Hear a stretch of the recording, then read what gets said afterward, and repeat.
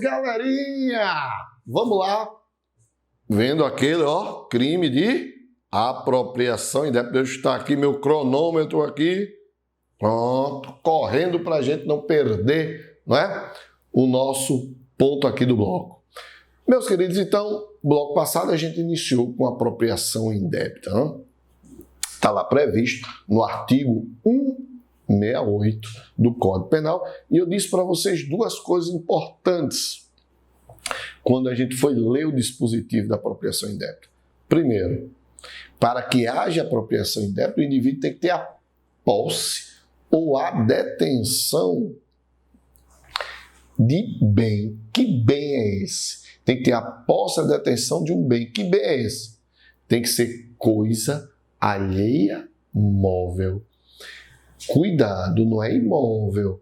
Então, o bem é móvel, não imóvel. Tá certo? Bem, dito isso aí, vamos lá pegar o conceito, né, de apropriação indébita.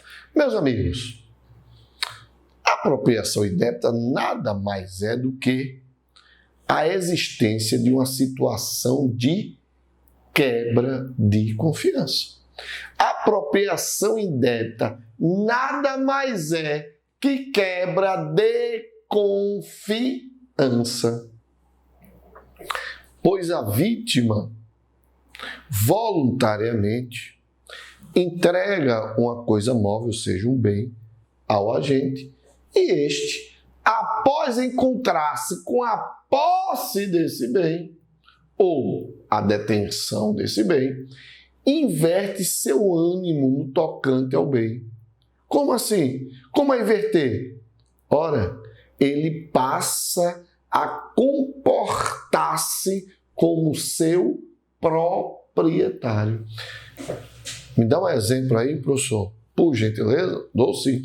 Professor Isaqueu Silva chega para mim, Emanuel, eu vou deixar minha câmera contigo, eu vou viajar, vou deixar minha câmera contigo aí durante esse período tu faz as tuas gravações. Então eu vou deixar minha câmera e tu faz as tuas gravações. Tá certo, professor Isaqueu, vou fazer isso. Então, vou ficar com a câmera para realizar minhas gravações. O professor Isaqueu volta e eu não entrego a câmera. Eu não devolvo a câmera para ele. Eu não faço a devolução. Ou seja, eu tinha a posse de um bem que o professor Isaqueu me deixou e eu agora, me aproprio desse bem. Houve o quê? Uma quebra de confiança. Por que quebra de confiança? Porque se o professor Isaqueu não confiasse em mim, não deixaria a sua câmera comigo, não é? Para eu ter a posse, na posse desse bem móvel dele. Então, ele me deu, eu tive a posse e agora eu não devolvo mais o bem. Então, passando a ser o quê? Um proprietário. Agora, meus amigos, cuidado. Cuidado no objeto material. Lembre-se, BFC, letra de lei. Obviamente tem doutrina, mas é muitas questões com letra de lei. Lembre-se que o objeto material é coisa alheia móvel. Não é imóvel. E não dá. Como é que o professor Isaqueu vai me dar o imóvel dele? Sim, Manuel, mas ele não pode. Aí é outro crime. Aí pode ser um estelionato, outra coisa, tá certo? Para apropriação indébita tem que ser coisa alheia móvel. O bem tem que ser móvel, não imóvel, tá certo? Não há crime na apropriação de coisa alheia imóvel, tá? O crime de apropriação indébita é coisa alheia imóvel. Coisa alheia imóvel, caberia outro crime aí, mas não apropriação indébita. Então, cuidado no objeto material que vai cair na tua prova e vai cair muitas vezes como coisa alheia imóvel. estaria errada a questão. E o núcleo do tipo? Qual seria, meus amigos, o núcleo do tipo? Ora, o núcleo do tipo é o quê? É apropriar-se. Então, eu vou apropriar-se. O que é apropriar-se? Ele significa o quê? Tomar como própria uma coisa que pertence a outra. Então, quando eu tomo como própria uma coisa que pertence a outra, eu estou me apropriando.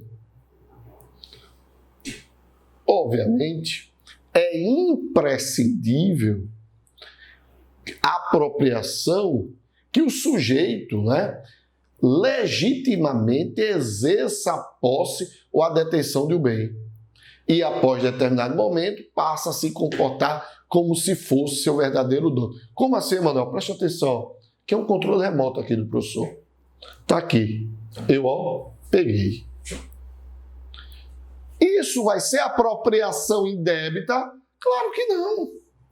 Isso aqui é furto. Por que é furto, Emanuel? Porque eu não tinha posse do bem. Eu subtraí.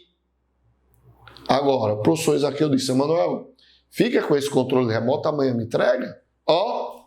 Eu tenho a posse. Quando é amanhã, eu digo, não vou entregar mais.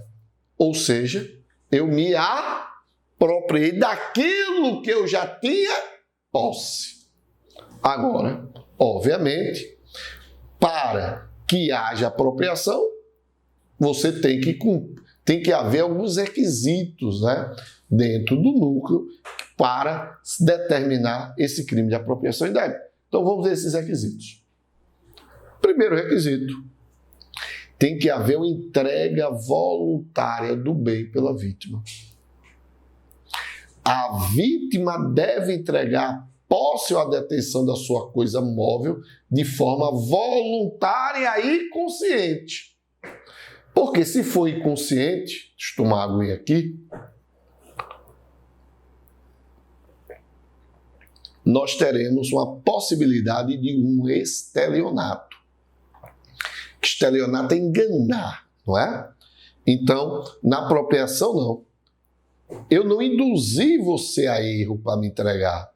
Eu recebi por vontade própria sua. O professor chegou, me deu o controle remoto. Vontade, houve uma voluntariedade consciente do professor. Isso quer dizer que eu estou recebendo legitimamente a posse ou a detenção do controle remoto. Se eu faço isso induzindo o professor, eu vou ter o quê? Um estelionato. Estou induzindo ele a erro, estou enganando, estou fraudando. Ou, se eu faço isso através de grave ameaça ou violência, o constrangendo a me entregar o controle remoto, eu teria o quê? Extorsão.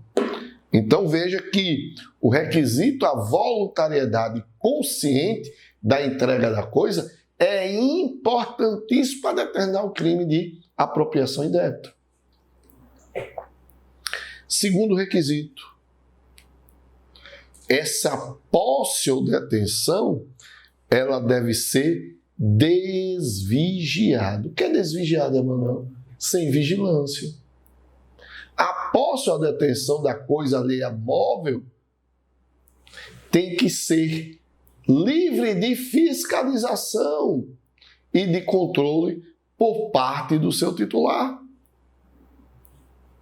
Porque se eu tenho uma posse vigiada e esse bem retirado da esfera da vigilância, sem a devida autorização, eu tenho um furto, como eu disse para vocês. Tirei aqui, subtraí, eu tenho um furto. Isso, na apropriação, essa posse do bem não está desvigiada. Vou dar um exemplo para vocês. Presta atenção, tirando isso daqui. O vendedor de uma loja, pessoal, que permanece sob contínua vigilância do proprietário do estabelecimento comercial e que se apodera de seus bens, ele comete o quê? Furto. Então veja, o proprietário está de olho no vendedor, com câmeras, com tudo. Então o vendedor está sendo o quê? Vigiado. No momento que ele se apodera de um bem que está sendo vigiado, é furto. Entenderam aí? Agora, um representante do mesmo estabelecimento comercial, ou seja, da loja, que em viagem de negócio se apossa de bens que lhe forem entregues pelo proprietário da loja, é apropriação indébita. Entenderam aí? Vendedor vigiado furta, sei lá, 3 calças. Subtraiu 3 calças. Crime de furto, que havia vigilância. Agora, o dono da propriedade, proprietário da loja, chega para um representante comercial, vou te dar esses produtos aqui para você fazer a divulgação para vender. Aí o cara vai lá e fica com a mercadoria. Não é furto, é apropriação indébita. Por que apropriação indébita? Porque o dono da loja entregou os produtos ao indivíduo. Deu a posse a ele. E ele não devolveu. Não é furto. Não é furto. Porque a posse estava desvigiada. Não sei se vai ter uma questão dessa na prova de IBFC, porque ela não trabalha muito com casos concretos. Mas se fosse uma CESP, uma FCC, é muito comum colocar uma situação e para você discernir se ali houve um furto ou uma apropriação indébita ou até mesmo um estelionato. Beleza? Muito bem. Mas ainda tem um terceiro requisito. A boa-fé do agente ao tempo do recebimento do bem. É fundamental que o agente esteja de boa-fé ao ingressar na posse ou na detenção da coisa. Ou seja, é preciso que ele tenha a intenção de devolvê-la à vítima no momento oportuno ou de dar a ela a correta destinação. Isso é importante. Por quê? Se eu já tenho a intenção de não devolver, aí pode ocorrer no furto. Eu não tenho a intenção de devolver. Então, veja, no terceiro requisito, o agente, a priori, ele diz, não, pode me entregar. Porque lembre-se que é uma quebra de confiança, pessoal. Ele, no primeiro momento, ele não tem intenção de ficar com a coisa. Ele tem intenção de devolvê-la posteriormente, coisa que não faz, por isso surge a apropriação indébita, que é justamente a modificação posterior do comportamento desse agente, que é o requisito número 4, quando diz o agente, após entrar licitamente de boa-fé na posse da detenção da coisa, passa a se comportar como se fosse o proprietário. Aí, essa mudança de comportamento faz com que haja apropriação indébita. Consumação. Quando é que se consuma o crime de apropriação indébita? O crime se consome no momento que o sujeito inverte o ânimo em relação à coisa ali imóvel, ou seja, ele passa de mero detentor ou possuidor e passa a comportar-se como proprietário. No momento que ocorrer isso, passa a ser crime de apropriação indébita.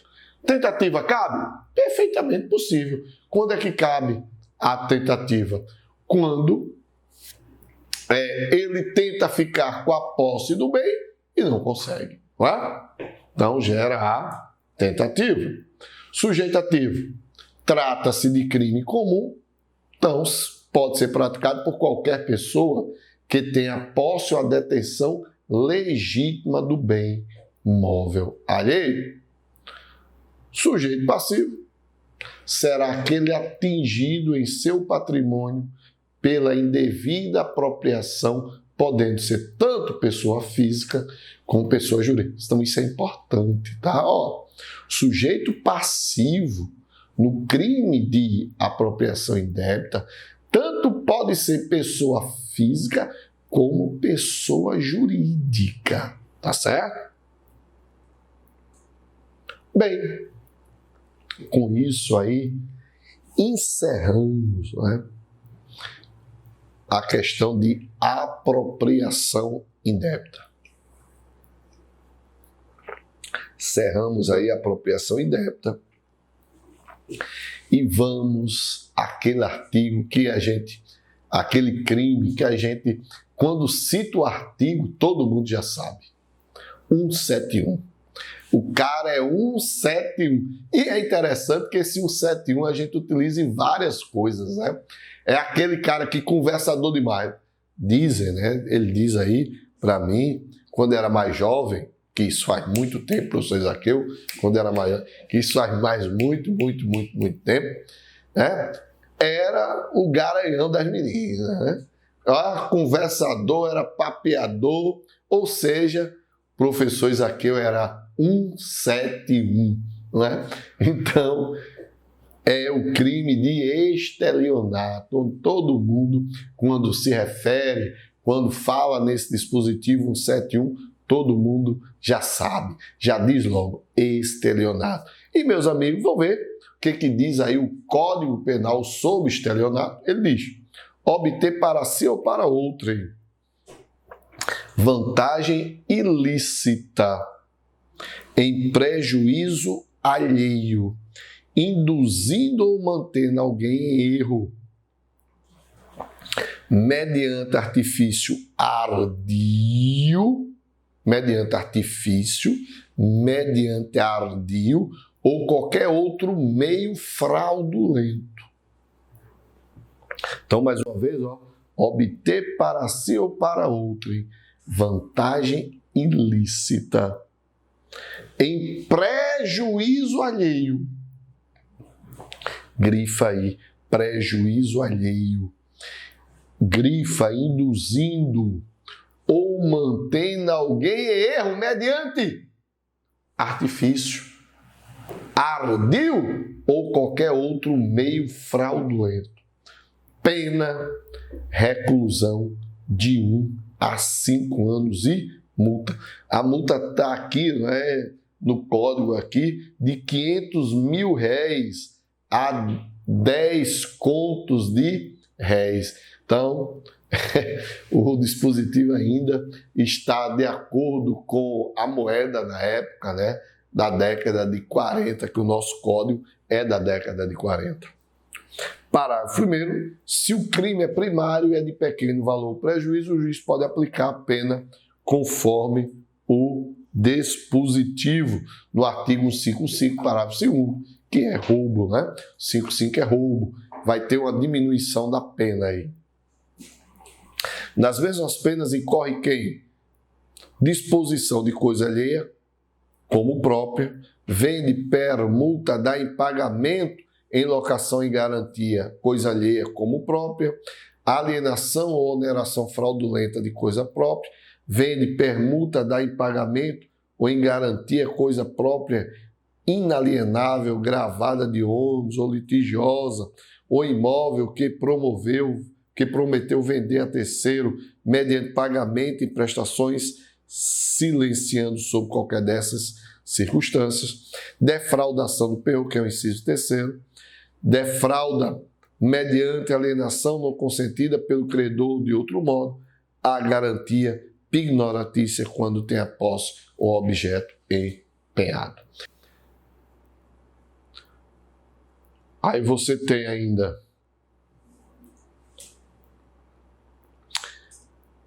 fraude na entrega da coisa, defrauda a substância, qualidade ou quantidade da coisa que deve entregar alguém, fraude para recebimento de indenização, valor de seguro. 5º, fraude para o recebimento de indenização, valor de seguro, que destrói totalmente, parcialmente, oculta coisa ou leva o próprio corpo à saúde ou agrava as consequências de lesão ou doença com o intuito de haver indenização ou valor de seguro, fraude no pagamento por meio de cheque, emite cheque sem suficiência, ou seja, o cheque sem fundo, né? Ou o cheque borracheiro, ou o cheque vai e volta, o cheque bumerangue, né? Vai e volta, tá? Então, ainda tem por último estelionato contra o idoso, que são as outras formas de estelionato. Mas a gente vai trabalhar, pessoal, na verdade, o artigo 171, tá?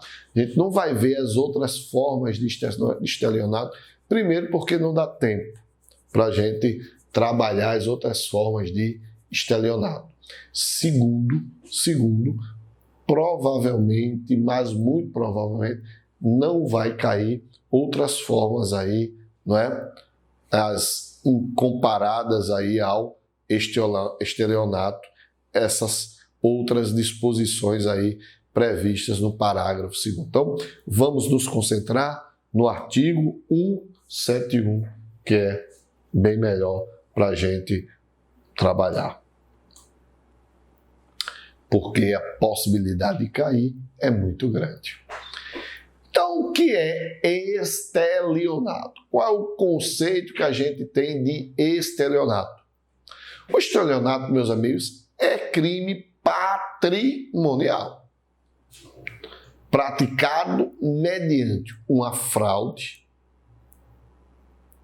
que vai substituir nos outros crimes, né, como roubo, furto, extorsão, a violência física ou a ameaça. Então, veja só, no estelionato, diferentemente de extorsão, roubo, por exemplo, você não tem a violência ou a grave ameaça, tá?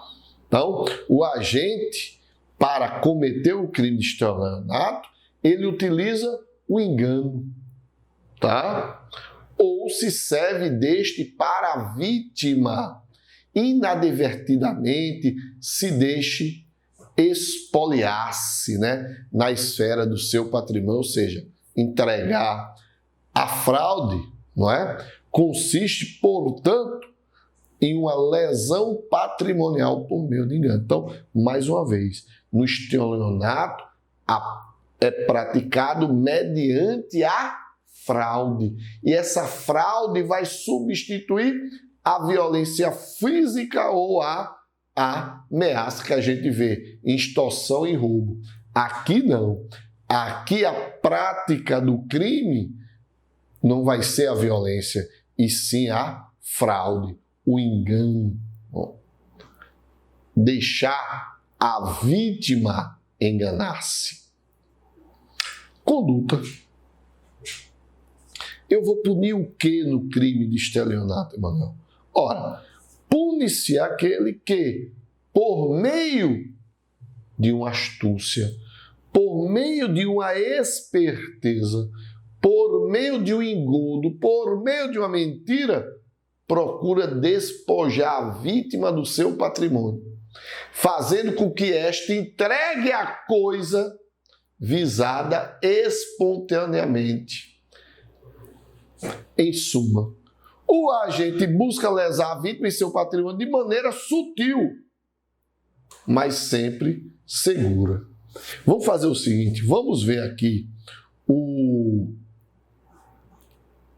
os núcleos do tipo, aí depois eu venho com o exemplo, eu venho com os elementos do crime, aí eu vou exemplificar, tá certo? Eu vou fazer a exemplificação. Mas para eu fazer essa exemplificação, exemplificar aí um crime de estelionato, é imprescindível a gente ver o núcleo dos tipos aí, como a prática aqui do crime do estelionato. Então, primeiro aqui é o quê? Veja, o núcleo do tipo penal é obter. Obter. Então, esse obter trata-se de uma conduta composta, pois a descrição legal contém a expressão obter para si ou para outrem vantagem ilícita em prejuízo alheio, induzindo ou mantendo alguém em erro, tá? Então, obter. equivale ao quê? Equivale a alcançar um lucro indevido em decorrência do engano provocado na vítima, que contribuiu com a finalidade do criminoso, sem notar que estava sendo lesada do seu patrimônio. Calma que eu vou dar exemplos.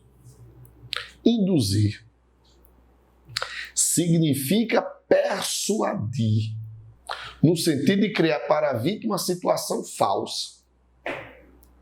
Manter significa fazer permanecer ou conservar o ofendido na posição de equívoco em que já se encontrava. Erro é a falta de percepção da realidade, apta a produzir a manifestação de vontade viciada. Então vamos lá. Obter equivale a um lucro indevido em decorrência do engano provocado na vítima, que contribui para a finalidade do criminoso sem notar que está sendo lesado do seu patrimônio. Meus amigos, veja só o que eu vou falar para vocês. Quando você vai e compra, por exemplo, um objeto. Eu comprei ao professor Isaqueu esse computador aqui. Tem um computador aqui, eu comprei ao professor Isaqueu esse computador. E dei, o professor Isaqueu, R$1.000. Ao professor Isaqueu, ao invés de me dar, o computador é 800, o professor Isaqueu, ao invés de me dar R$200 de troco, me dá 300. E eu, coloquei no bolso